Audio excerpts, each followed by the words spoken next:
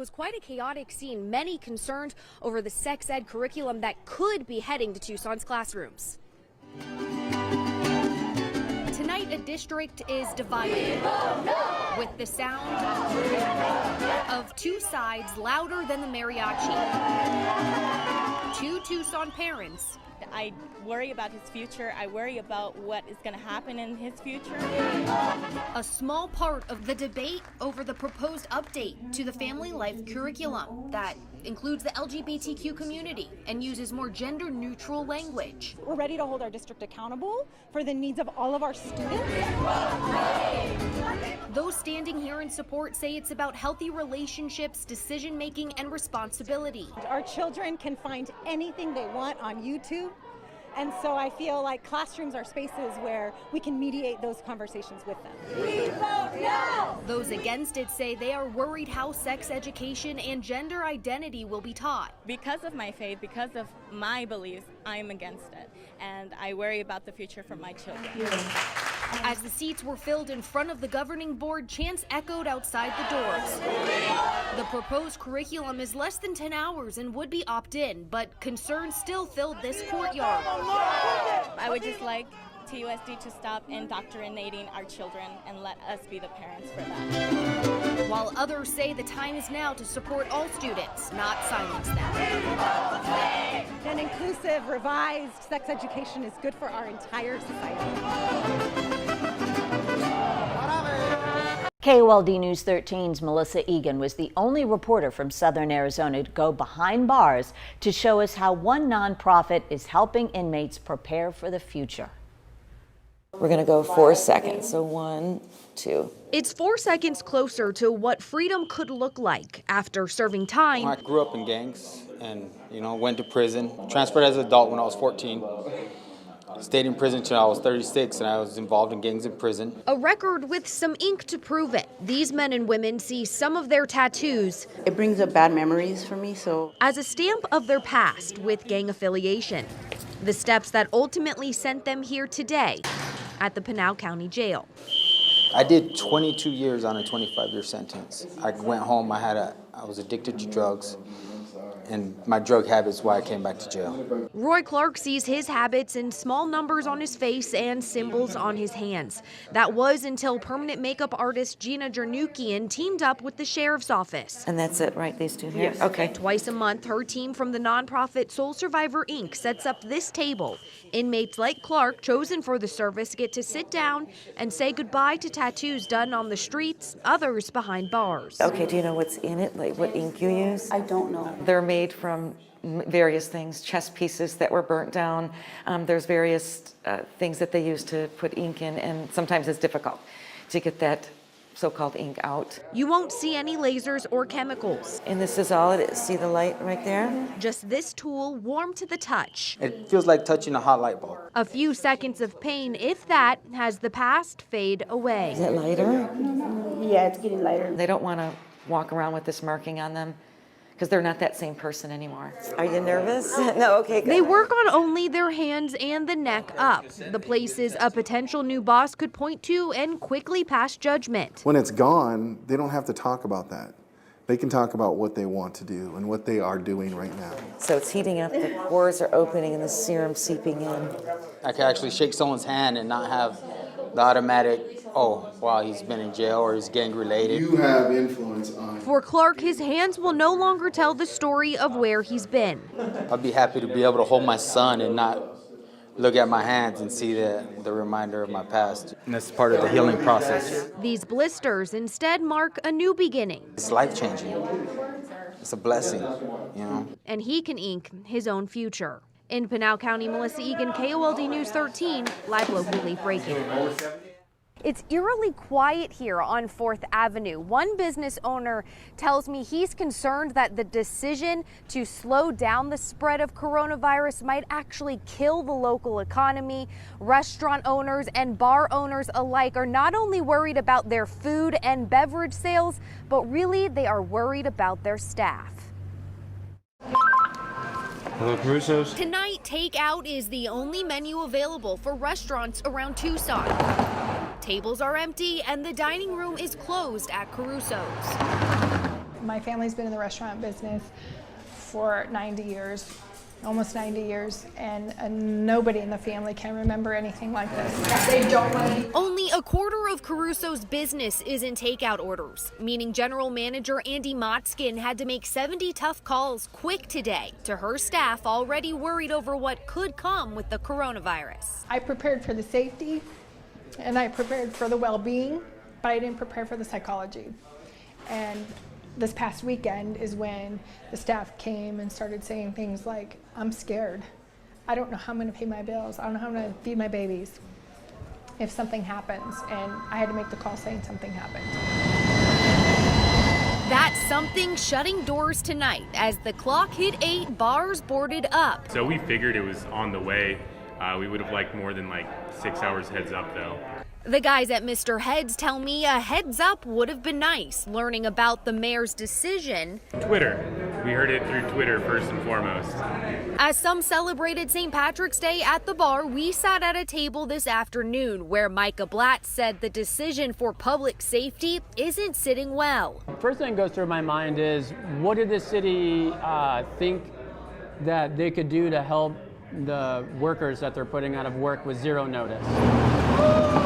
For now, you may feel like the new normal on 4th Avenue has a little fear, with businesses who live off customers coming in holding their breath. Hopefully everyone gets tired of eating what they have at home and comes out and supports us so that we can support the staff that we have.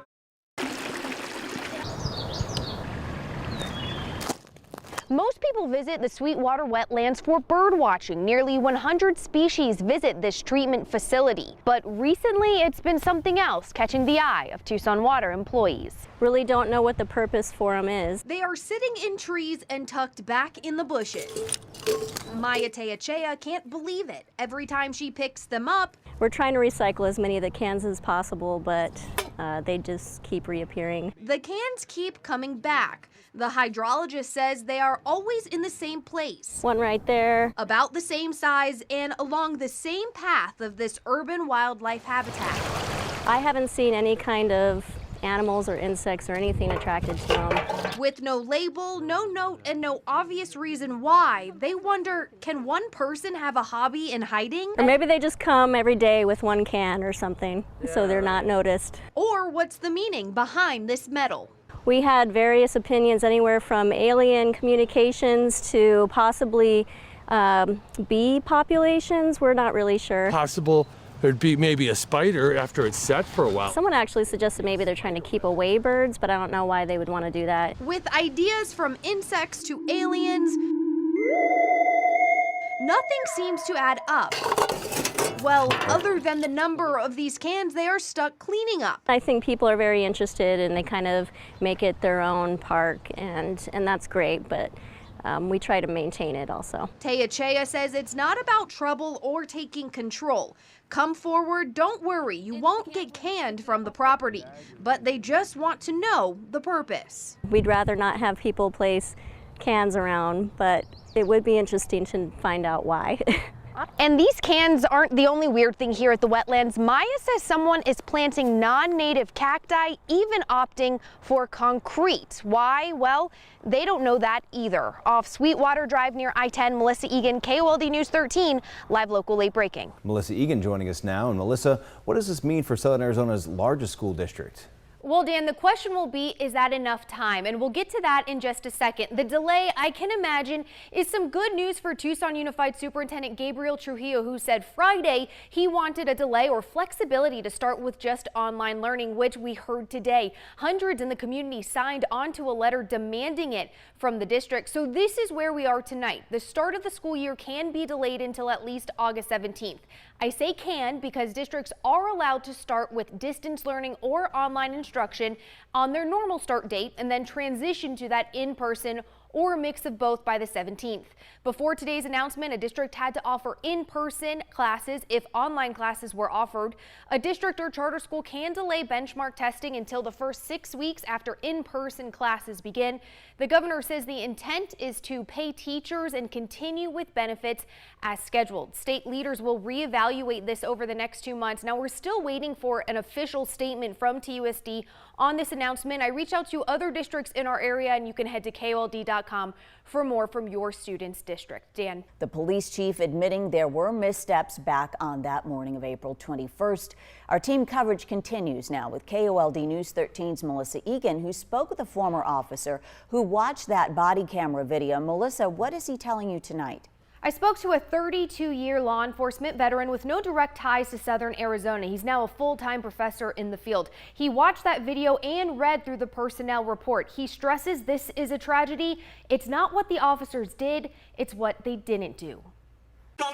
Okay, please get on the ground. As you're watching the video, anybody could see, oh my God. Stop, guys. Focus on this medically. The alert to excited delirium that officers did not act on. Naked, overheating, hallucinating, detailed in this report. Oh, I can't breathe. Can I please have some water? And heard on video that retired Phoenix Police Commander Dr. Jeff Hines says were undeniable. There were so many other warning signs that were going off. These 3 officers missed it. Combined with drug use, Dr. Hines says it's clear Carlos Adrian Ingram Lopez was in a medical emergency, a crisis, that officers have a professional obligation to act on. I stopped and I paused and I said, this is Tucson PD. This can't be. They do so much better than this. He calls the Tucson Police Department the cutting edge in training and response for mental illness. The training tracked in this report that the officers had. The fact that they did not focus on this medically and focused on an arrest situation is going to haunt them forever, and it will haunt the profession. I can assure you that agencies are going to be reassessing their response policy. It's a conversation we're already hearing from department and city leaders. Dr. Hines says there needs to be more focus on the soft side of the profession for situations like the morning of April 21st. Unfortunately, and I'll say that one more time, unfortunately, they missed the mark, and 4 lives were changed that night. The death and the lives of these 3 officers for going down the wrong path. So we spoke about more than just the 4 lives here. We're talking about family, friends, and the community now impacted. I asked Dr. Hines if he thinks there will be any charges or legal implications brought forward. He says in his professional opinion, that would be inappropriate with no malice or intent to do wrong. He didn't see that in the video, and it's also not listed in the report. I'll have more of our conversation posted online. Dan. It's a drive he makes 5 days a week. Just all of a sudden seemed like an explosion. I didn't know what happened. For Michael Kramer, this is what happened. A heavy concrete stake at 65 miles an hour, aimed right at his windshield. There probably went in about here, and then came to about here, and it was on the top my arms. But in those shocking seconds, the Department of Corrections officer stayed calm, cool, and collected near Congress. Where I work, they trained us to take a deep breath and then deal with the situation. So I did that. Pulling over in rush hour traffic, looking at this. I guess we missed bone, we missed nerve endings, and so, I mean, it was really kind of a best case scenario for something horrible like that. The best case scenario where the smallest shift or sharp end of the stake could have made all the difference. I definitely feel lucky. With a smile on his face and luck on his side, Michael is still wondering where the rod came from. If I recall correctly, there weren't a lot of people in front of me, and I don't recall any kind of construction vehicle in front of me. So, to me, anyways, it feels like kind of a mystery. A bandage, stitches, and story to tell. The stark reminder that traffic isn't the only thing to worry about on the interstate. I guess the comforting part is that stuff like this doesn't happen that often, and it's, kind of, a 1,000,000 to 1 shot that it would pierce right through the windshield like that. In Tucson, Melissa Egan, KOLD News 13, live local, late breaking.